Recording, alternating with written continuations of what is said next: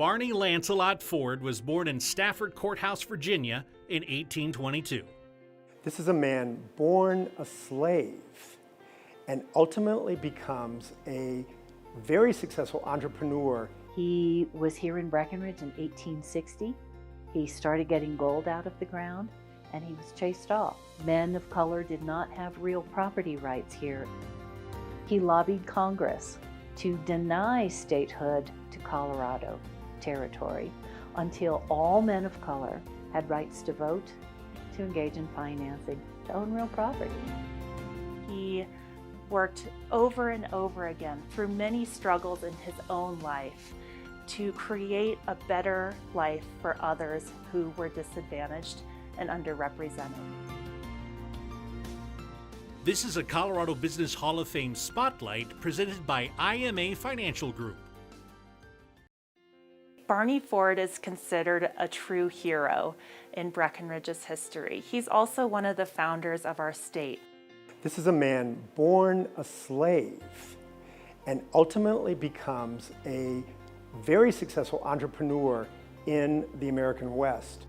Known as the Black Baron of Colorado, Barney Lancelot Ford was born in Stafford Courthouse, Virginia in 1822. His mother was an African-American enslaved woman. His father was the landholder, slaveholder. Barney Ford eventually escaped from St. Louis and made his way via the Underground Railroad to Chicago. And that's where he met his wife, Julia. Barney followed the gold rush to Colorado.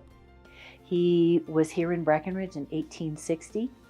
He started getting gold out of the ground and he was chased off. Men of color did not have real property rights here this was Utah Territory in 1859 and 60. As legend has it, Barney buried his gold on a Breckenridge mountainside, now called Barney Ford Hill. Barney went to Denver and opened a barber shop, restaurant, and even several hotels. The barber shop was in the basement, restaurant saloon first floor, boarding house second floor, family's apartments third floor. And you know how he got people there? He offered free carriage rides from Union Station to his establishment. Today, this building is listed on the National Register of Historic Places. He went on to build the Inter-Ocean Hotel in Denver. He built a restaurant and hotel in Cheyenne, Wyoming. He was not just a Denver businessman, he followed the gold rushes. After returning to Breckenridge, the Fords built this home on a city block that he owned and opened a restaurant called Ford's Chop House. He served seafood, fresh-caught oysters that were brought to Breckenridge on the railroad. He actually went and fished trout in the local river. 100 years before the modern civil rights movement, Barney Ford was walking his way to Washington, D.C. He was risking his status as an escaped slave. The first draft of the Colorado State Constitution did not include a provision for black suffrage. So Barney Ford met with leaders, he lobbied in Washington, and when a second draft of the Constitution came out several years later, it included a provision for black suffrage, which Barney Ford had worked very hard to include. A wealthy man by this time, Barney turned his talents to education. And he establishes the night school to teach people to read and write.